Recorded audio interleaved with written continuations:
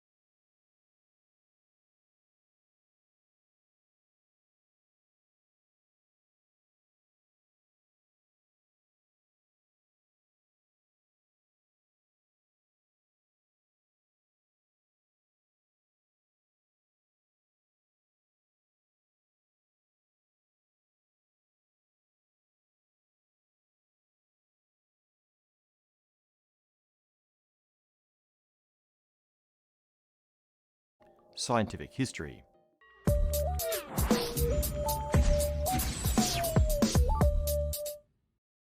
We've got a couple of quick announcements before we start. First, our eternal battle against the algorithm continues. The best way to encourage YouTube to share our videos is to like and comment. Doing both really makes a difference. And if you're new here, subscribe, hit the bell, and introduce yourself in the comments. We're friendly. Now for the fun part. It's holiday discount week at the Spacetime merch store. From now through next Friday, you can get 20 to 50% off most merch items from all of 2025, including limited restocks and 4 new releases. First up, we've the LHC Higgs Discovery desktop and gaming mat. This 32-inch by 16-inch mat with anti-slip design was inspired by the discovery of the Higgs at the Large Hadron Collider. Plus we have our final shirt and hoodie of the year, Don't Panic, It's Only Rocket Science. It's one of our rare full-color designs inspired by a little restaurant at the end of the universe. There's a link in the description. Now onto the episode. Let's start by understanding where we stood at the beginning of 1925. What was the scientific worldview that was about to be shattered? So, Albert Einstein has been the king of physics for a decade, ever since he published his general theory of relativity in 1915 and toppled the 4-century reign of Newtonian mechanics. GR completely supplanted our understanding of space, time, motion, and gravity.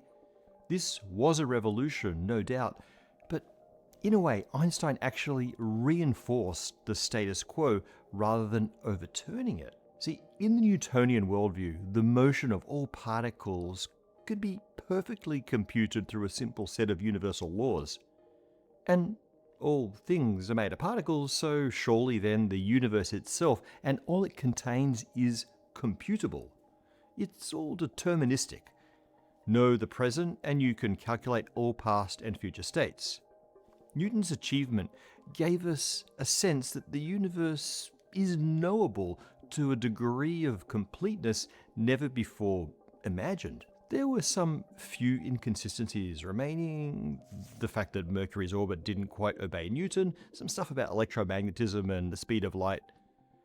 But the universe has to be axiomatically self-consistent, and so Einstein was able to leverage these seemingly minor glitches into a full-blown scientific revolution in which space and time were merged, and the resulting space-time was no longer Newton's static universal background, but rather a malleable, dynamic thing. But the new picture that came out of Einstein's relativity still shared a fundamental quality with Newton's worldview. It was just as deterministic. The equations of general relativity suffer no uncertainty. The distribution of matter and energy in spacetime perfectly defines the geometry of that spacetime, which in turn completely determines the motion of said matter and energy, forever into the past and future. Einstein also showed that simultaneity is relative, destroying our delusion of an absolute sense of now.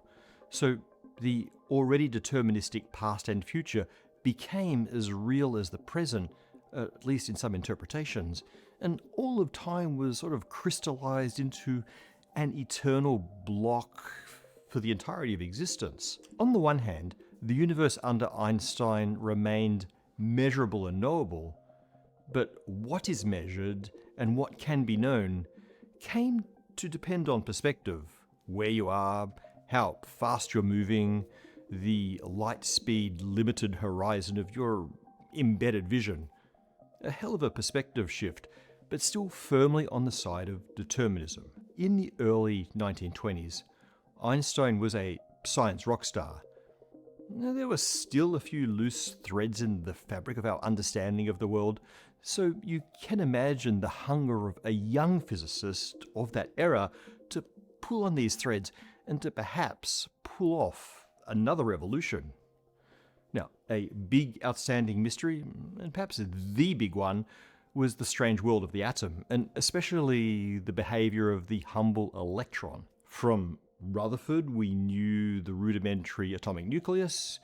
You've all seen depictions of electrons whizzing around the nuclei like tiny solar systems, a holdover from early assumptions that the tiny universe resembles the gigantic. But there were so many questions. Why were only certain electron orbits allowed?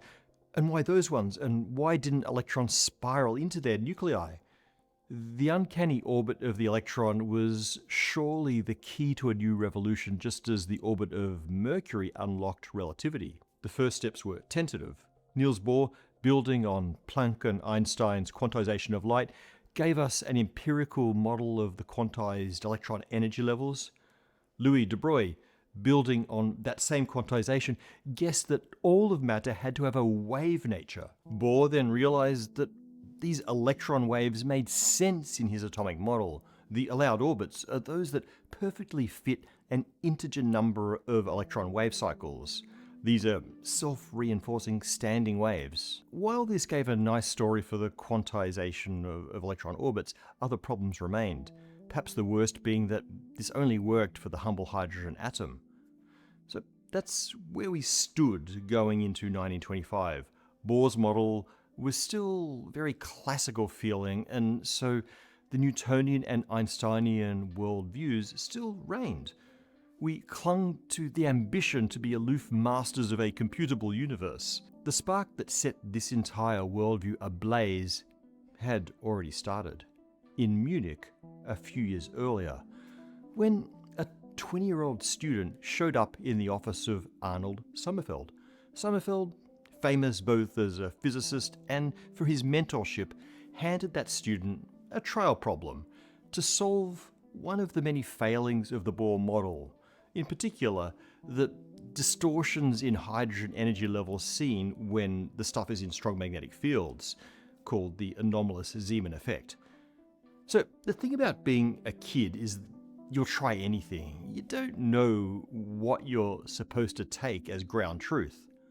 All common sense dictated that the math should be based on integer numbers, the whole numbers of wave cycles in Bohr's electron orbits.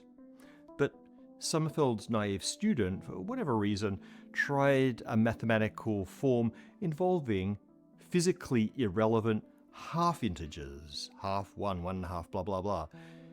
But that worked. The student was Werner Heisenberg, and at 20 he discovered the first clue to the strange phase symmetry of the electron, a result of its yet undiscovered quantum spin. This little project began Heisenberg's obsession with the mysteries of the atom. 3 years later, now 1925, Heisenberg was in Göttingen studying under Max Born, but also in close connection with the now very famous Niels Bohr, his future closest collaborator. Surrounded by such giants of physics, Heisenberg still turned to the wisdom of Einstein. Heisenberg asked himself, what would Einstein do? In coming up with general relativity, Einstein had resolved to reject unfounded assumptions, no matter how self-evident they seemed. That meant putting aside Newtonian ideas like the universality of time and an unchanging and flat geometry of space. So Heisenberg challenged himself to take that credo seriously and to push it as far as possible. In his own words, the aim of quantum theory should be to describe only quantities which are observable. Make no assumptions about, for example, what the electrons are really doing inside the atom. Instead, build a theory entirely around the results of what we see when we do measurements on the atom. In a cartoon view of an atom, you can imagine knowing things like where the electron is or how fast it's moving at any point in time. In the Bohr model, that translates to a radius and energy/momentum for each of those orbits, a pair of concrete values, each with an index to connect them to a list of possible electron states. But Heisenberg realized that it's not possible to actually observe these orbits of the electrons within the atom. The only thing we can measure is the light, the photon, that shoots out when an electron changes orbit. In fact, even the idea of orbits is presumptuous, so we'll call them electron states. These invisible electron states couldn't be the main players in the theory. Instead, Heisenberg committed to finding a law of motion that only describes the observables, the frequency and intensity/amplitude of the photon produced when electrons change states. The difference seems subtle, but it really changes everything. Instead of a formula to describe electron properties for a single list of states, Heisenberg sought a formula to describe the resulting photon properties for every combination of initial and final state of the electron. Now, this sort of two-index list of properties is known as a matrix, although Heisenberg didn't know it at the time. His job was to guess a formula relating these matrices, and so he figured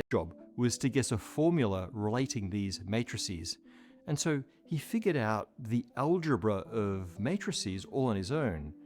He was disconcerted to discover something that mathematicians already knew, that matrix algebra defies standard multiplication rules.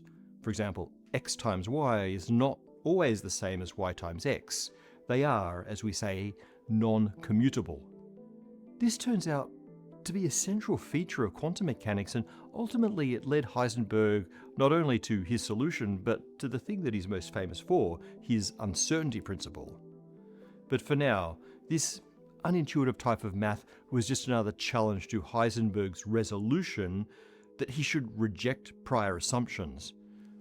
And so he forged ahead. Now, his theory needed to do a couple of things. It needed to predict the photon frequencies and intensities, or the spectra of atoms. It also needed to be consistent with certain known fundamentals of the universe, and the big one is the principle of energy conservation. Heisenberg writes that he knew only too well that my scheme stood or fell by that principle. So Heisenberg tested his theory as simply as he could for a physical system similar to a pendulum, the anharmonic oscillator, chosen for some mathematical conveniences. If energy conservation held in this case, then his strange theory must be connected to the true machinery of nature. Now, this was in May 1925, and Göttingen was awash in springtime pollen, and so Heisenberg's own immune system tried to kill him. He had a crippling attack of hay fever. It swelled his face, weakened his body, and left him barely able to multiply a matrix. He begged his boss, Max Born, for permission to travel to the one place he might find relief, a small, barren island in the middle of the North Sea called Helgoland. It's an amazing place, Helgoland, sometimes also Heligoland, from the High Frisian Holy Land, with its stunning ocean cliffs and elegant resort town. Now, the war changed all of that. The town was obliterated by Allied bombs and a Nazi U-boat harbour, and the entire tip of the island was destroyed in the largest non-nuke man-made explosion in all of history. But Heisenberg came before all of that. He spent 10 days walking the cliffs, swimming the ocean, and calculating his matrices. Pages upon pages of them. He talks about a mounting excitement as the scheme remained self-consistent, of how that excitement led to many mistakes that he had to fix, and then finally, on the night of June 9th, 1925, well, let's let Heisenberg say it. It was 3 o'clock in the morning before the final result of my computations lay before me. The energy principle had held. At first, I was deeply alarmed. I had a feeling that through the surface of atomic phenomena, I was looking at a strangely beautiful interior, and felt almost giddy at the thought that I now had to probe this wealth of mathematical structures nature had so generously spread out before me. I was far too excited to sleep, and so as a new day dawned, I made for the southern tip of the island and waited for the sun to rise. So, cured of hay fever but now afflicted by revelation, Heisenberg returned to Göttingen. His friend Wolfgang Pauli encouraged him to show his work to Max Born, who immediately recognized Heisenberg's strange mathematics as being matrix algebra. From there, he worked with Jordan Pascal and then with Pauli and Paul Dirac to flesh out matrix mechanics, the first complete formulation of quantum mechanics. But it was not the instant hit you might have imagined. It was a strange theory. Matrices were unfamiliar to most physicists of the era. The non-commutivity felt alien. But perhaps worst of all, the theory seemed to tell no story of what was really happening inside the atom, inside the electron. The catalyzing philosophy of only consider the observables was uncomfortable, but it did evolve into the Copenhagen interpretation of quantum mechanics, and developed primarily with Niels Bohr. In this interpretation,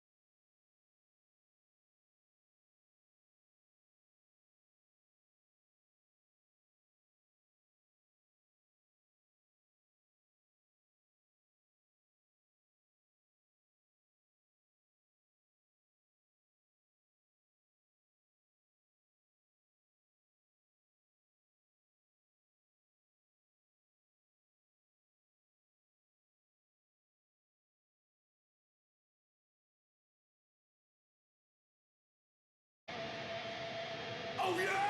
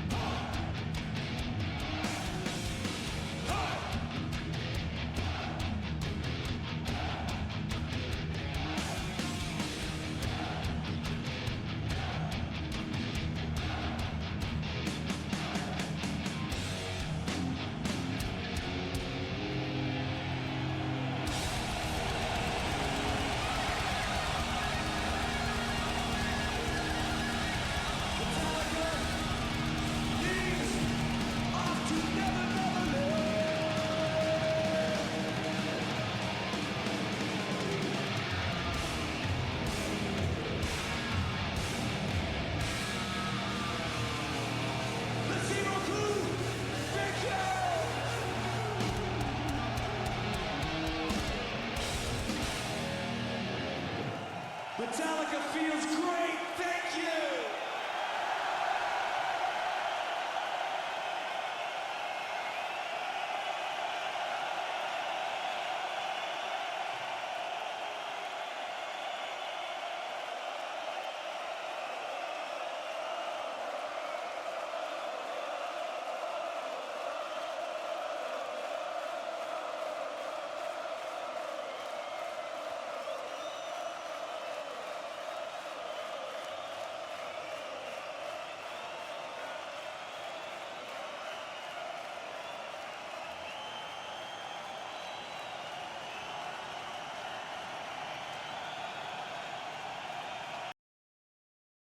Not enough seatbelts. What's this? Oh, yep. Uh-huh. Right. Yeah. Because, I mean, anything could happen.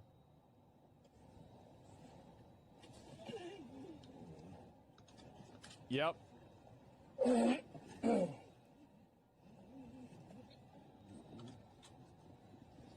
She's gonna drive to the gas station, by the way. All right, I'm ready. Needs a helmet? Yeah, I guess so, right? Not enough seatbelts. What's this? Okay, why'd you guys tag me in this? Oh my gosh. Do not use that, please. Okay, more Listerine sprays. Okay. Gotcha. Okay, dude, this guy's insane. His mouth must be so cold right now. Okay, and he's got Listerine tabs. I didn't even know they still made those. I thought they got rid of those. Oh my gosh, do not drink water. Please tell me he's not gonna... Oh my gosh, he's going for Altoids? Jesus, dude, my man's breath must be so fresh. Oh, no! No, not the orange juice. Dude, I was thinking water. That's so disgusting. Ugh.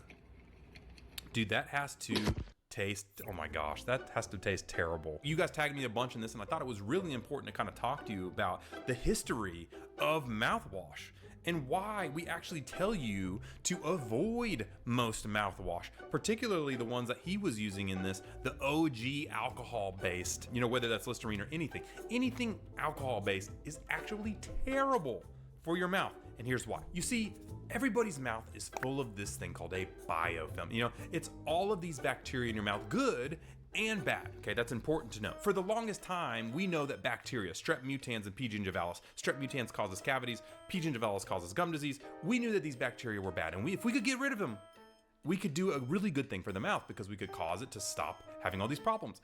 And so back in the day when they invented this mouthwash that has alcohol in it, well, they were like, oh, this is great because it's gonna kill 99.9% of germs. This is great, that's what alcohol does. And so what we did was to put it in there and we told everybody, swish with your mouth with this forever, it's gonna be awesome. Unfortunately, that's not the case because the problem is this is what we call a scorched earth approach. And this is when we kill all the good bacteria and all the bad bacteria at the same time. And so, okay, let's do a little thought experiment.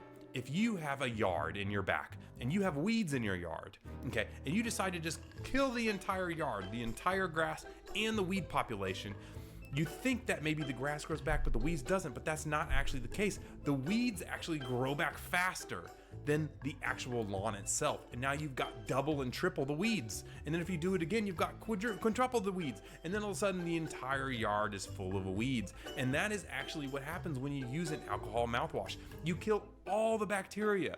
And the bad bacteria are so good, like weeds, at growing really quickly that the bad bacteria grow super fast. And then the good bacteria is basically left, you know, to basically be at the mercy of the bad bacteria. So you end up getting more gum disease and more problems, you know, unless you're just killing the bacteria every day all the time, which is what their hope was, you know, it's like use mouthwash forever now, or else your bad bacteria is gonna come back so quickly it's gonna kill everything. And that's actually really, really bad. Okay, why'd you guys tag me in this? Oh my gosh. Do not use that, please. Okay, more Listerine sprays. Okay. Gotcha. Okay, dude, this guy's insane. His mouth must be so cold right now. Okay, and he's got Listerine tabs. I didn't even know they still made those. I thought they got rid of those. Oh my gosh, do not drink water. Please tell me he's not gonna... Oh my gosh, he's going for Altoids? Jesus, dude, my man's breath must be so fresh. Oh, no! No, not the orange juice. Dude, I was thinking water. That's so disgusting. Ugh. Dude, that has to taste, oh my gosh, that has to taste terrible. You guys tag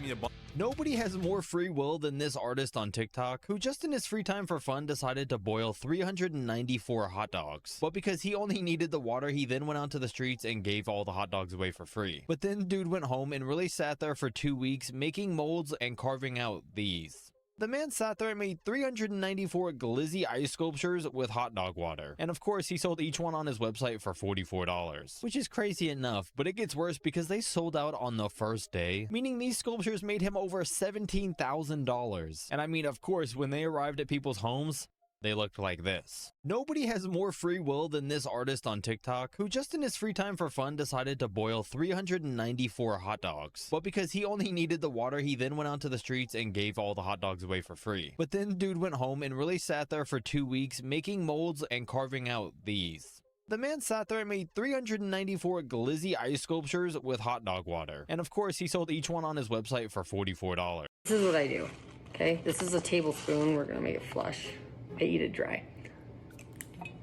Oh, no. Chia seeds can absorb 27 times their own weight in water. This is somebody that ate chia seeds and it completely blocked their esophagus. And they can block any part of the GI tract.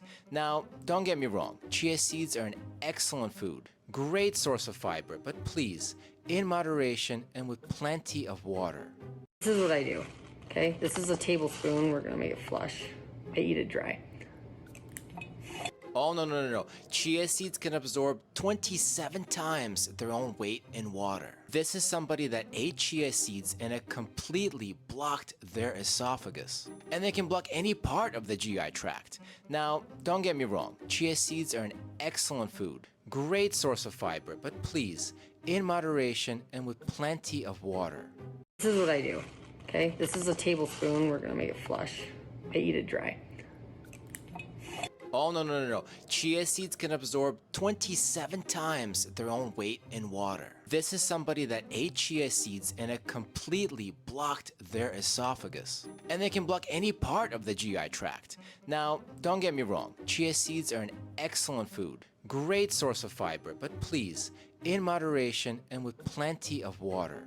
This is what I do, okay? This is a tablespoon. We're gonna make it flush. I eat it dry. Oh, no. Chia seeds. Dipping sheep to remove parasites.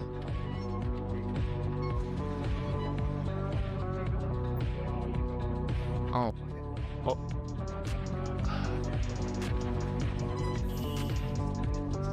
Wow. And they have to repeat this process 2 to 3 times in a row. This is actually common practice. The sheep easily get infected with parasites like mites, lice, ticks. I mean, they basically live in a wool blanket. One of the most effective ways getting them rid of parasites is this dipping into the parasitic solution. So it's good for them, but I feel quite conflicted watching this. What about you? Dipping sheep to remove parasites.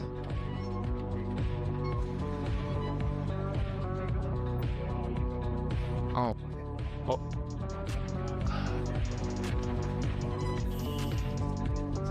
Wow. And they have to repeat this process 2 to 3 times in a row. This is actually common practice. The sheep easily get infected with parasites like mites, lice, ticks.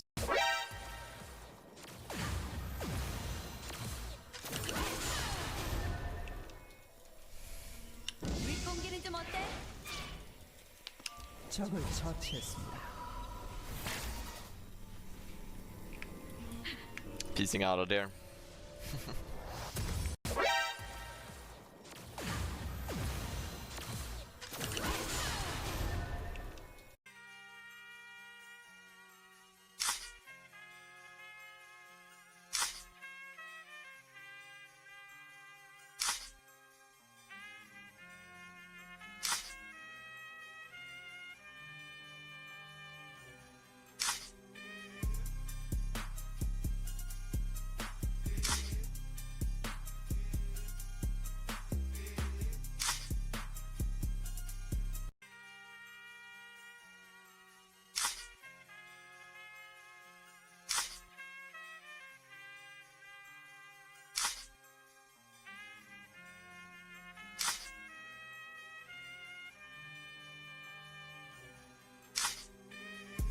3 things in Japan and Korea that should exist everywhere. First, in Japan's 7-Eleven, you won't just find regular smoothies. They've got matcha cube smoothies. You remove the cover from the frozen matcha cubes and drop them into the smoothie machine. After a few seconds, the machine blends everything perfectly into a creamy matcha drink. It even comes with a little sauce packet to pour on top for extra flavor. Next, in Japanese restaurants, they have a smart device that scans all your dishes automatically. Every plate you eat is detected and the price is added instantly to your total. No need to call the waiter or count anything. New.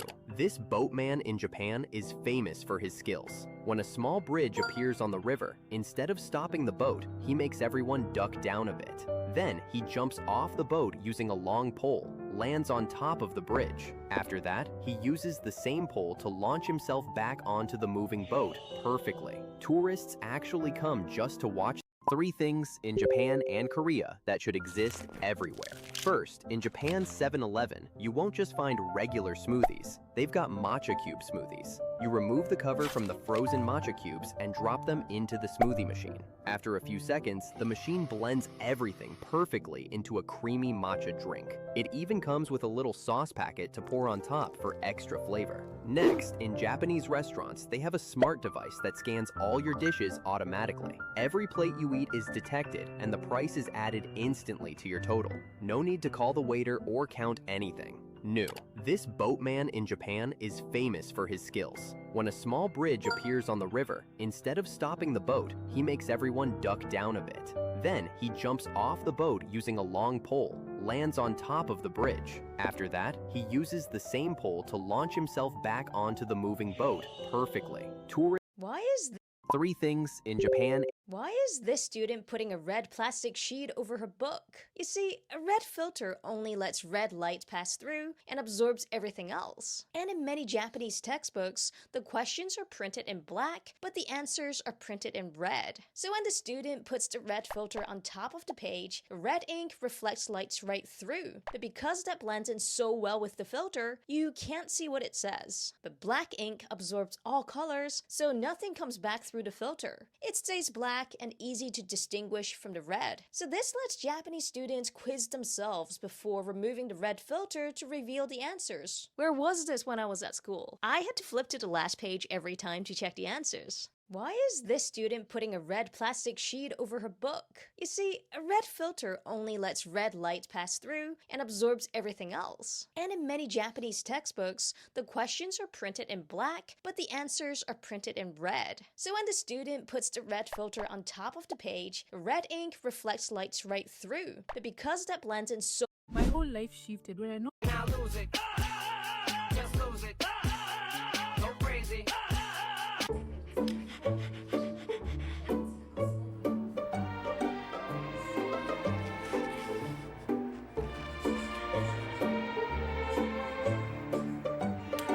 Everybody was gone for fighting.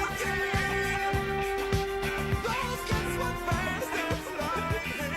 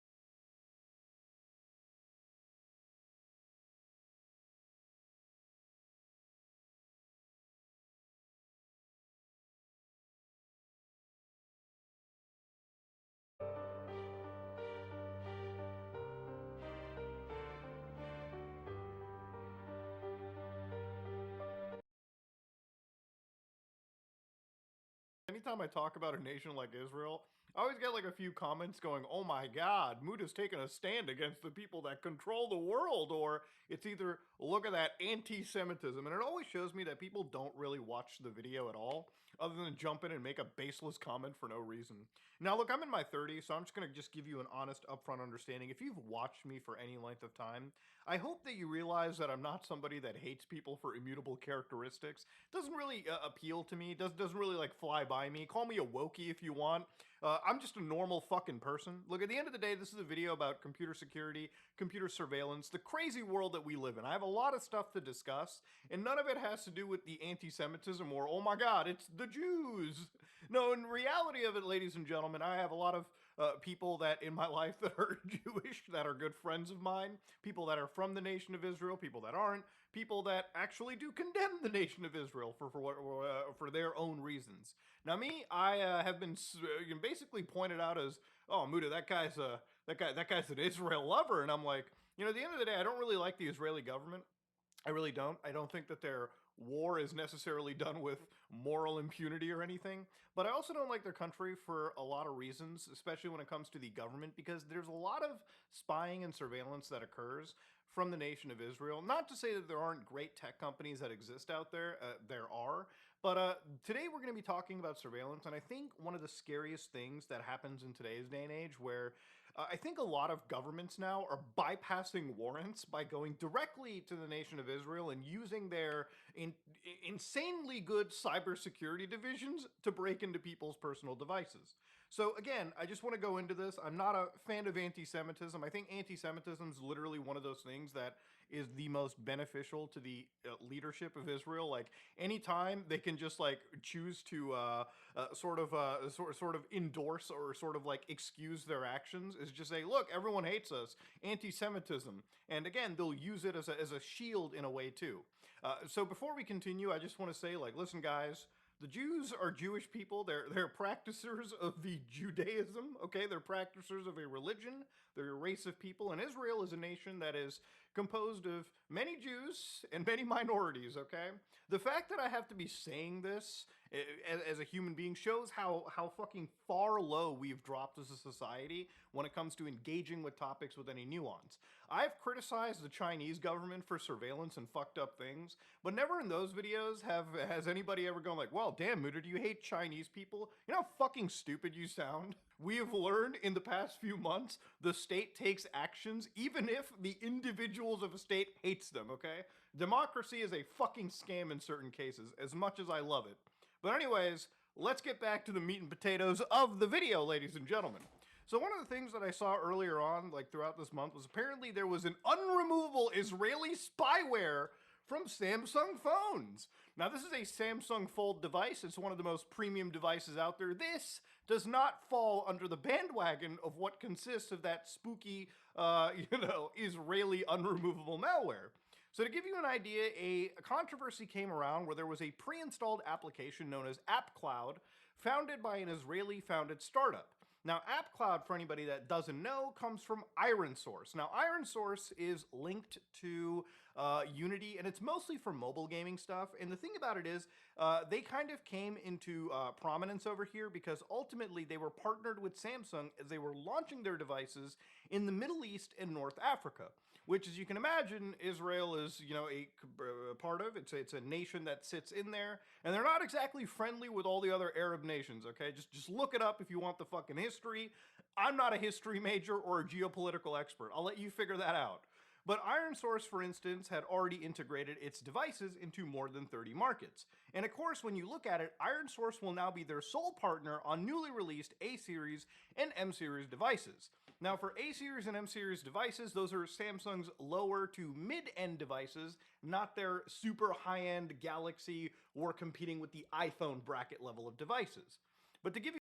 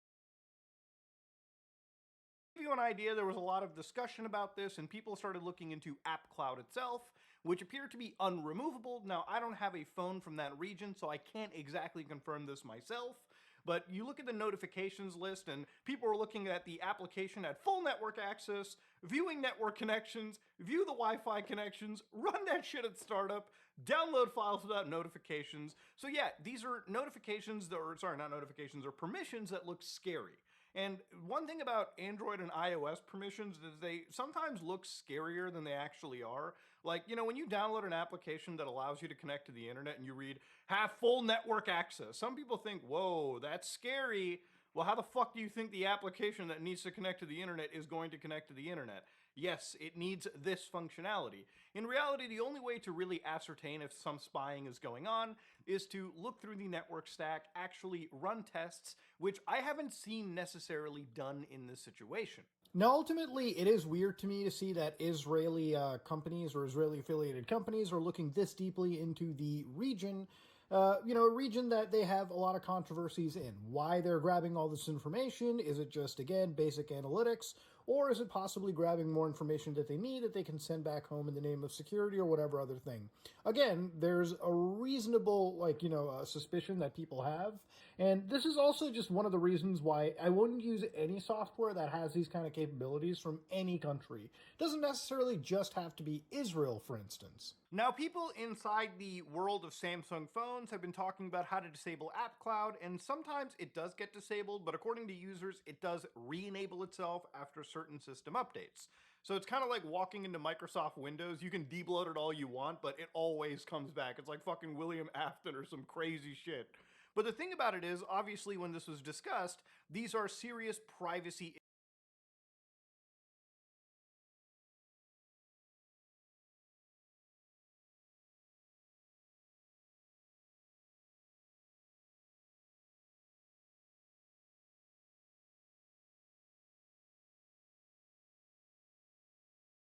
issues that anybody is going to have. And I think Malwarebytes puts it the best. You shouldn't have to buy a higher end phone to get basic fucking privacy. There's a lot of phones from the United States. Hell, there's a reason why I don't use Windows 11, simply because I don't really trust Microsoft and, their connection to the United States government and having that software run on my device.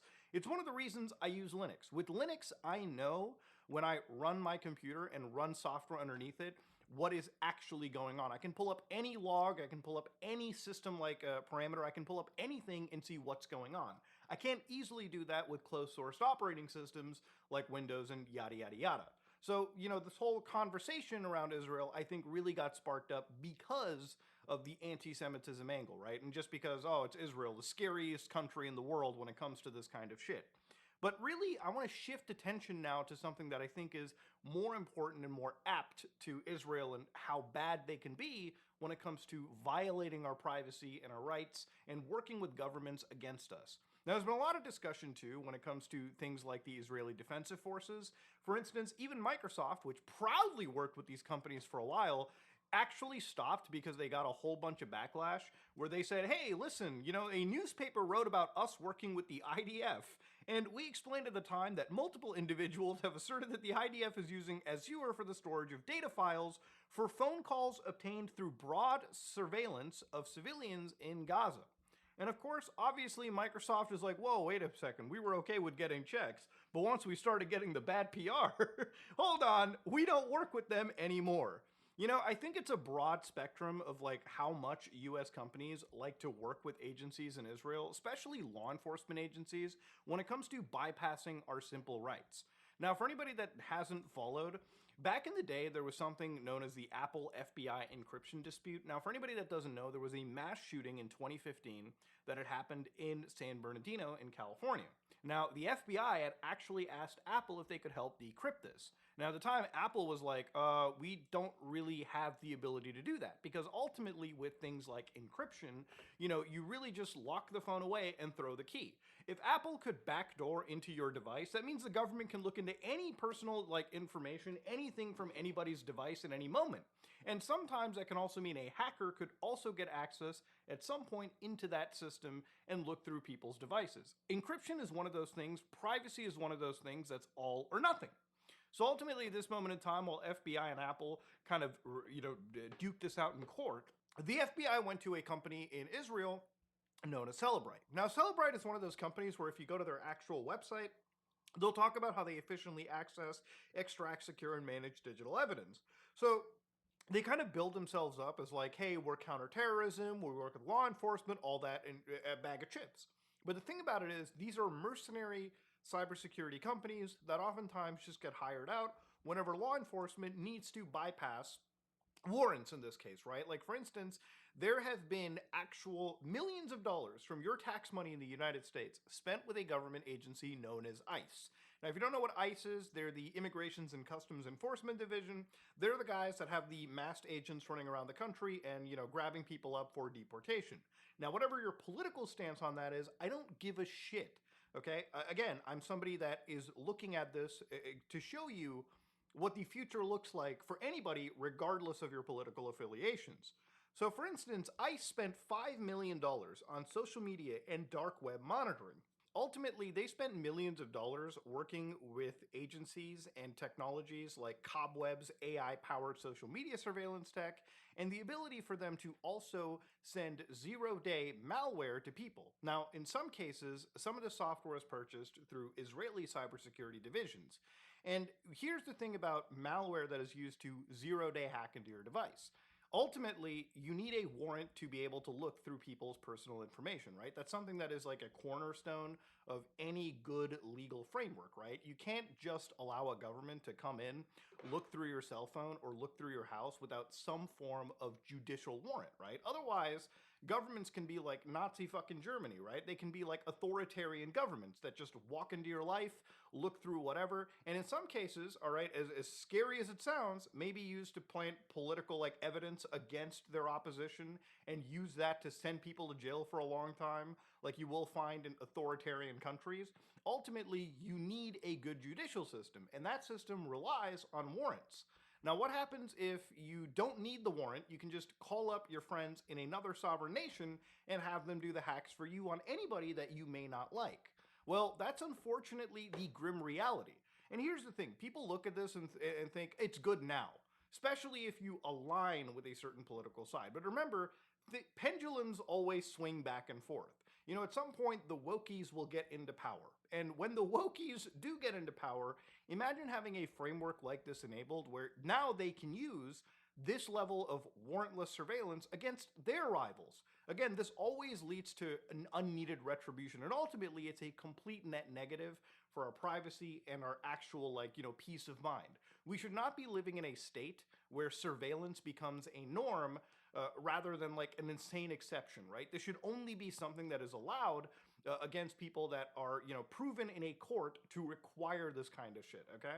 We are reaching a point where, like, the same shit that was used against the mob, right? Actual mafias, actual transnational criminal operations, just broadly used against the average person. In some cases, because they may have made a social media post that isn't necessarily accepted by the government, or they might just be randomly fingered because they might be dissidents. One of the things about this kind of surveillance is how much it actually is targeting people that really just want to speak against the government. There's a lot of people in Israel, for instance, right, that want to speak against their actual government. Unfortunately, it seems as if 3 years ago, when I was researching this too, Israeli citizens themselves, people that were dissidents to their regime, to their political leaders, were targeted apparently by Pegasus software. Now, we talked about Pegasus in the past. We actually talked about it quite recently too. Pegasus is a suite of, cyber attack tools that can be used to break into people's personal devices, that can be used to surveil individuals that may be targeted for being, political prisoners. And in a lot of ways, there are journalists internationally that are targeted by this every time. It's to a point where Apple, I believe, introduced lockdown mode specifically because world leaders, journalists, people are being targeted by this malware, and Apple had to respond because ultimately that's all these companies have, right? Is that if they're going to sell you privacy, they want you to at least have privacy without fucking with some peace of mind. So in this case, there was an investigation conducted by a Israeli business site known as Calculist. And over there, they said that there were actual targets that were local mayors in Israel, leaders of political protests against the former prime minister, Benjamin Netanyahu, and former government employees. But according to the report, the surveillance was done without the court supervision required for Israeli citizens and without monitoring of how the data was used. So this is a claim, obviously, that the Israeli police services are going to deny, because why the fuck would they admit and say, yeah, by the way, we were breaking the law, so all of our investigations are null and void on them. Yeah, this is an issue that you would find in any normal country, right? Like in the United States, imagine if the NYPD was broadly surveilling you without any form of warrant order or whatnot. You would probably be fucking mad. But the thing about it is, it makes being a political dissident, it makes being a journalist that much scary. Journalists honestly put their life on the line when they talk about this kind of stuff, because really, you're fighting against a government and a state that is able to look into every aspect of your life, and if they find you to genuinely be a threat, they can do whatever they want to ruin your life and make speaking against them that much more difficult. If they make an example of one person, that means society is set back literally by decades without the ability to speak against actual injustices. And that, no matter what side you're on, is a problem. And again, these are like Israeli journalists who bring up the idea and the actual like showcasing of invoices in the 2.7 million shekel amount, which again were used to purchase from the Israeli police department from a group known as NSO. And again, some of these people are, you know, again, filled with graduates from one of Israel's top leading military investigation agency, which is Unit 8200. Now again, this is like sort of an entire industry that they're known for, right? This is an entire industry, and unfortunately, it is this level of malware, it is this level of, you know, stuff that is used against other sovereign nations too. You know, it's crazy to think that we live in a world where warrants, right, can easily be bypassed because you can make one call to another sovereign nation and they can do all of the dirty work for you, right? It's like just outsource your actual domestic like issues. Just outsource all of that crap to the other part of the world and hopefully have it bypass all the legal channels that you kind of claim to love. This is like one of the reasons why, like, again, I talk about this stuff, because ultimately it is the same shit that has caused big tech companies like WhatsApp to absolutely take groups like NSO to court over this kind of stuff, because they noticed how many thousands of journalists were being targeted through their platform because of malware like this. If you don't believe me, just look up these legal documents for yourself. I can show you them on the screen right now. Again, I don't want to talk about this stuff because it's conspiratorial. I want to talk about this stuff while I'm showing you facts. You know, when I talk about like, hey, there is a rise in things like fascism or government surveillance, it's not because I'm saying this because I have some crazy derangement syndrome. It's because there are government agencies that are purchasing software that is specifically used to target people without warrants. This is the behavior of governments that want to spy on people rather than, I think, truly help. Now, I don't want to be completely naive. I think that obviously in some cases, mass surveillance probably prevented things like another 9/11. But let's be real, throwing the baby out with the bathwater and living in a society where you are constantly being monitored or watched is never okay. And you should always stand against that. And like ultimately the end of the day, when I talk about like the citizens living safely in their countries, a lot of this technology is built off the backbone of, again, when it's being used against people in war-torn areas. So for instance, again, there has been a lot of discussion, for instance, like this is literally a report from the actual Intercept back from April of this year, where they talked about a 21-year-old Palestinian citizen of Israel, right, was arrested by the authorities for sharing 3 Instagram stories in the morning of October 7th. The images included a picture of a bulldozer breaking through the border fence in Gaza and a quote, "Do you support decolonization?" So she was making memes, she was making posts over here. She was suspended from a university and faced up to 5 years in prison. So the big thing about this was apparently the Israeli security officials boasted of a ChatGPT-like arsenal used to monitor social media users for supporting or inciting things like terrorism. So again, we're at social media surveillance levels here. And this kind of stuff doesn't just stop at a nation like Israel where they're actually bordered with people that, you know, are definitely threatening them in a security sense. Look, if you live in a nation like Israel, there's no shock. Like I've definitely, you know, heard it from people living over there that when they hear the sirens go off, it's almost like second nature to them, knowing that they're being attacked every single fucking day or the other day. And it really puts everyone at this heightened sense of like alert, but it's weird, like they're alerted, but they're also desensitized to it.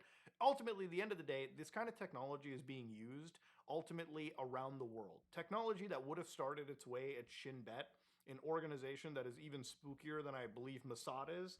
And this kind of technology is ultimately brought from Israel all the way to the rest of the world in terms of surveilling you. Look, Data surveillance and data violations, and again, living in this world, we need to fight back in this regard. Because ultimately, no matter who you are, what side you're on, I think bypassing the basic warrants that we have, bypassing the basic protections that we have, living in a world where getting hacked and being targeted without knowing is a scary fucking world to live in, right? You know, it's the same discussion that I've had about countries like the United States or China or Russia or Iran or any country that actually does verifiably spy on its citizens. I mean, you don't have to be like a defender of the US to not acknowledge that programs like Prison, or not Prison, but Prism were used, let's be honest, to mostly spy and surveil the masses.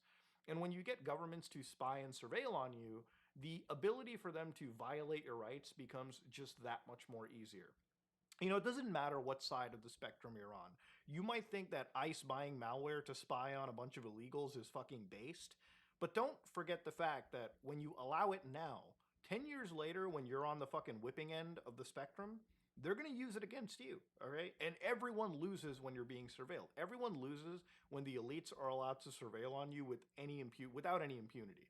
When you let law enforcement agencies violate your basic protections by calling up a sovereign nation on the other side of the world and having them do hacks on their behalf just to violate shit for you, that should not be tolerated. There's a reason why NSO Group, there's a reason why a lot of these companies like Celebrite are the ones that constantly get fingered, because they really are just the best of the best. And they really are a nation of mercenaries that are selling this shit to governments that are using it against the average person. And that shouldn't be okay. So again, I don't want this to be like, oh, the Jews did this. No, actually, if you look at the companies beyond this, it's a lot more than just the Jews. There's probably a fair amount of Muslims. There's probably a fair amount of Christians, probably a fair amount of atheists working at this organization, or these companies that are designing tools to be used against people en masse. It's a wild world we live in, and I don't like the hacking that we face. But ladies and gentlemen, if you like what you saw, please like, comment, and subscribe. Dislike if you dislike it. I am out.